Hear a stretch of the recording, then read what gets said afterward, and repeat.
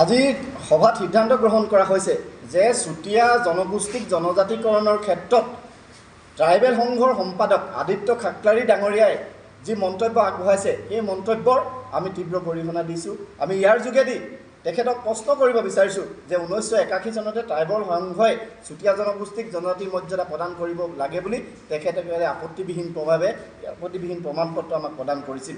তাৰোপৰি মিচিং কেবাঙৰ দৰে সংগঠনে আমাক জনজাতি মৰ্যাদা প্ৰদান কৰিব কৈছে। কিন্তু তাৰ পিছতো আদিত্য খাকলাৰীয়ে খিলঞ্জীয়া জনগোষ্ঠীৰ অন্যতম ভূমিপুত্ৰ আদিম ভূমিপুত্ৰ চুতীয়া জনগোষ্ঠীক জনজাতিকৰণৰ ক্ষেত্ৰত তেখেতসকলৰ যি আপত্তি দৰ্শাইছে ই অতি পৰিতাপৰ কথা আৰু ই আচলতে অসমৰ খিলঞ্জীয়া লোকসকলৰ সুৰক্ষাৰ ক্ষেত্ৰত যি মানে তেখেতে প্ৰকাশ কৰিছে যে সেই খিলঞ্জীয়া লোকসকলৰ সুৰক্ষাৰ ক্ষেত্ৰত তেওঁ গুৰুত্ব প্ৰদান কৰা নাই।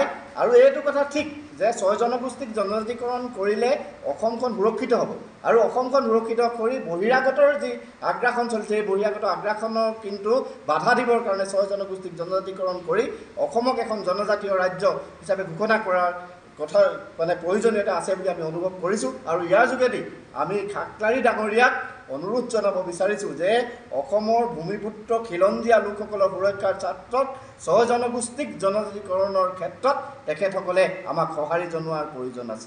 অৱস্থিত চুতীয়া সাংস্কৃতিক বিকাশ কেন্দ্ৰত চুতীয়া জাতি সন্মিলনৰ উদ্যোগত চুতীয়া জাতিৰ কেওটা সংগঠন চুতীয়া যুৱ সন্মিলন অসম চুতীয়া ছাত্ৰ সন্থা চুতীয়া যুৱ পৰিষদৰ উদ্যোগত এখন জৰুৰী সভা অনুষ্ঠিত হয়।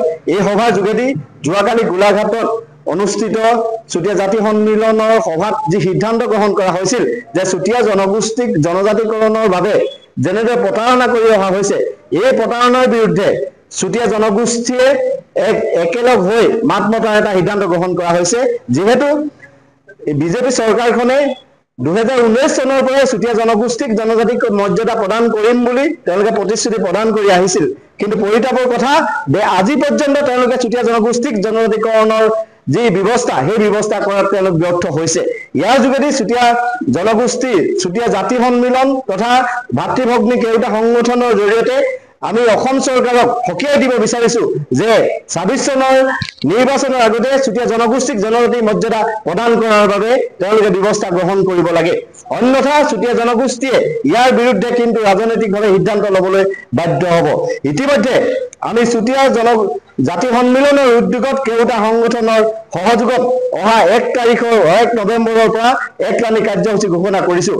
আমি সিদ্ধান্ত গ্ৰহণ কৰিছোঁ যে 1 তাৰিখে যোৰহাট গোলাঘাট মৰাণ আৰু ধেমাজি জিলাত একেলগে 50,000কৈ মানুহে এই জনজাতিকৰণৰ দাবীত এক গণসমাৱেশৰ সৃষ্টি কৰিব। ইয়াৰ যোগেদি আমি অসমৰ মাননীয় মুখ্যমন্ত্ৰী হিমন্ত বিশ্ব শৰ্মাক আমি ক'ব বিচাৰিছোঁ যে তেখেতে অতি শীঘ্ৰেই আমাক জনজাতিকৰণৰ মৰ্যাদা প্ৰদান কৰিবৰ কাৰণে ব্যৱস্থা গ্ৰহণ কৰক। অন্যথা কিন্তু অনাগত সময়ত আমি যি আন্দোলনৰ কাৰ্যসূচী গ্ৰহণ কৰিম ইয়াৰ জৰিয়তে 26ৰ তেওঁলোকৰ নিৰ্বাচনৰ জখলা কিন্তু মিখন নহ'ব।